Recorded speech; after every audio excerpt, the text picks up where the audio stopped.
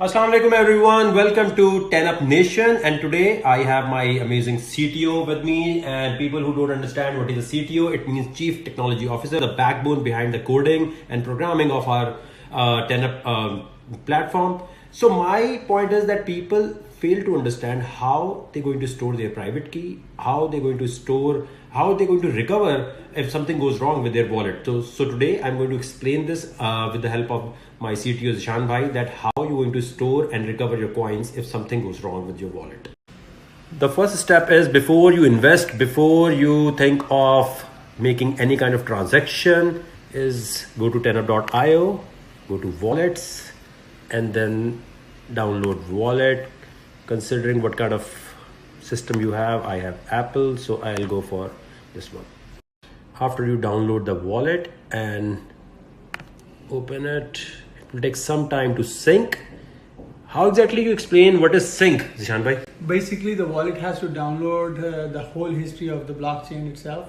So similar to Bitcoin and other cryptocurrency wallets, this Tenup wallet will also go online, connect to all the various peers, discover peers, find new peers, and then from those peers it's going to download or sync the blockchain.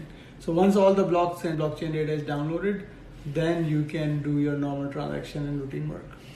Another thing to note is that if you have high Sierra, this is for Mac users, then you have to download this version. You cannot download this one. It might work, but later on it will cause problems. Okay, so the most important thing in any cryptocurrency is that if you lose your private key, if you are not saving your .dat file, then trust me, even if I own Tenup as a founder, I cannot recover your funds. And no matter what you do, blockchain can never can bring back your money if you lose your passphrase, if you lose your private key. Zishan bhai, please explain how they can store or how they can actually save their .dat file. Okay, so first option is to use the backup menu option in the wallet itself. So you go to file, go to backup, and then you say keep a copy of the backup in the backup folder. Now then you have to ensure that you move that file, transport that file into another location. That another location could be somewhere on your cloud, which is secure, that only you have access to. Could be some kind of a secure location in Dropbox somewhere. Could be dedicated hardware wallet. Or an encrypted USB key, wherever. So the first step should be that you should go to file, backup wallet, and then you save it not only in your computer but also in a USB, as explained by Zishan bhai, that you should store it somewhere else. If by chance your computer MacBook is stolen, then what will you do? You cannot recover your funds. But ensure it's encrypted location, it's encrypted USB, or wherever you back it up. Please ensure no one else has access to it. Here is the command to get your new public key, which is get account address space user1. Now user1 can be your bills, electric bill, some person from whom you are willing to receive your payment. And this is how you get your public key. Zishan bhai, please explain about this. Okay, so basically get account address generates a new account. Now this account could be that you're receiving certain payments, let's say some bills, you're generating a new master node and you wanted an address for that. So all these addresses are basically a representation of the public key for this wallet. Now what's important here is that every time you generate a new address, you back the private key up, or you back up the whole wallet at that point. If you had a backup before you generate the new address, then unfortunately the new private key will not be stored into the new backup. But you can get data history which was available according to that address? Yes. So basically if you backed up before the new address was generated, you will not get any information if you stored that wallet. Now the scenario is that you lost your computer and you want to recover your funds on a new PC or Mac. Zishan bhai, please explain.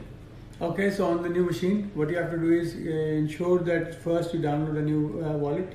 Once the new wallet is installed, you go to the wallet folder, and in that folder you copy overwriting the wallet.dat file with the backed up wallet.dat file. And once you've done that, you start your Tenup wallet. Just make sure when you're copying over the wallet, the Tenup or any other crypto wallet you're using is not running. From your encrypted location, you get your .dat file. Is that the process? Yes, so as long as you've got the .dat file backed up in an encrypted location or cloud storage, wherever it's highly secure, or an encrypted USB disk, you copy over to your new machine and download your new wallet. On that new wallet, override the wallet.dat file, and once that is done, restart the wallet software. So that means if your .dat file is in the hand of someone else, he can also see your funds and use it.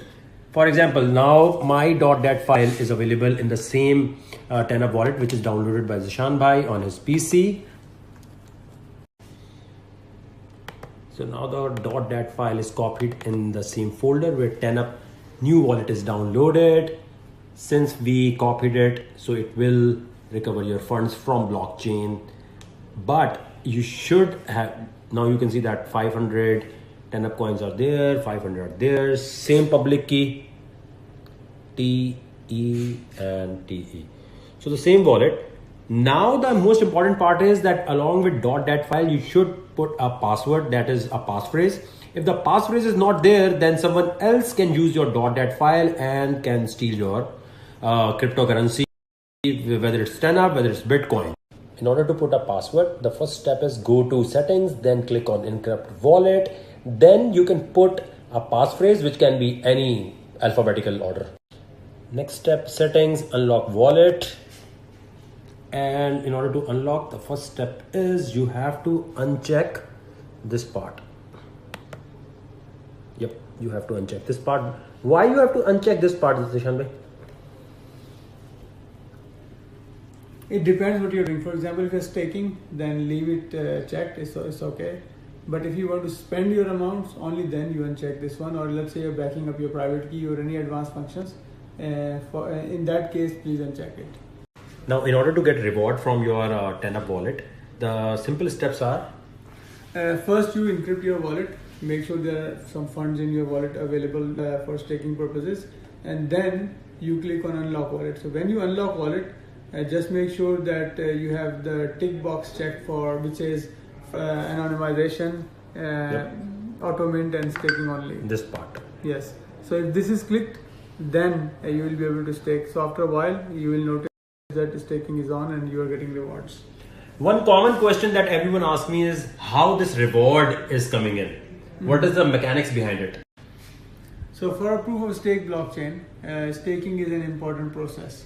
For example, if you have some funds in your account and the wallet in your wallet behind the scenes is allowing to check the sanity of blockchain, to confirm transactions and to ensure that no one else is cheating, it stakes a small amount of coins. So how this reward? Sometimes people say that we are getting this much reward. Sometimes it's fluctuate. So it's not interest. Yes.